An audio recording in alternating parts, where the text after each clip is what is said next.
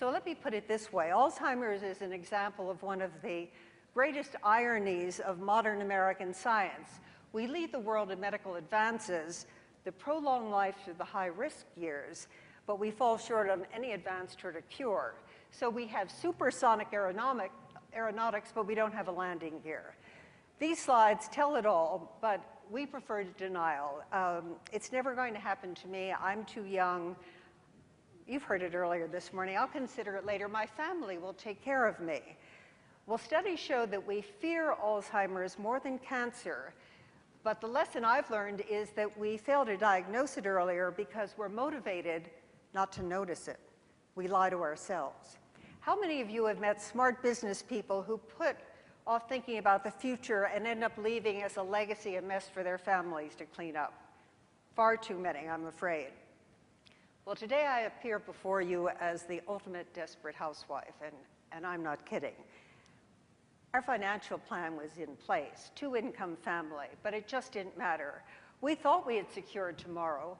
My physician husband was 57 years old when diagnosed with early onset Alzheimer's. Now he's just turned 74. You do the math. And trust me, he maintained his brain, long-distance runner, spoke 3 languages, 200 published papers.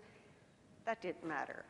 Smart people, like everyone in this audience, when they begin to get ill with this disease, have a way to hide out because social skills go last.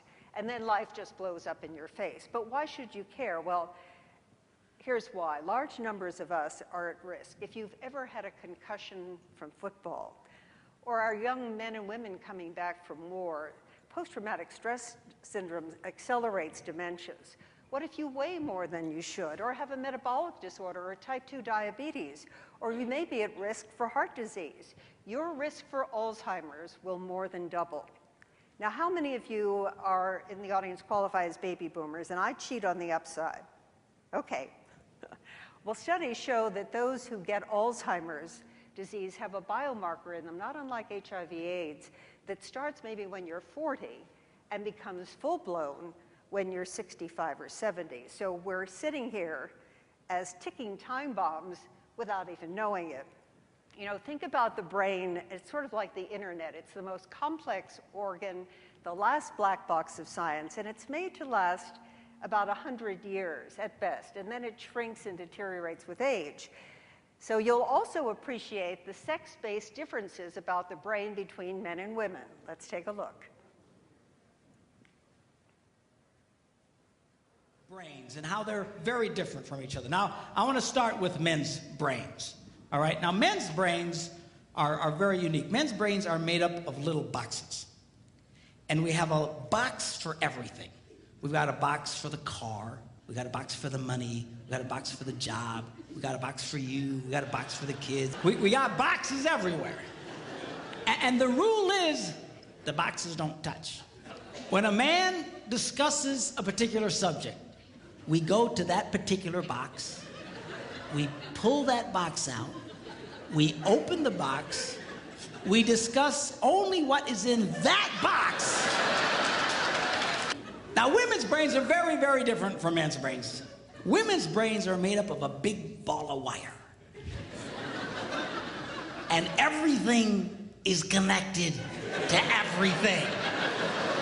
And it's all driven by energy that we call emotion.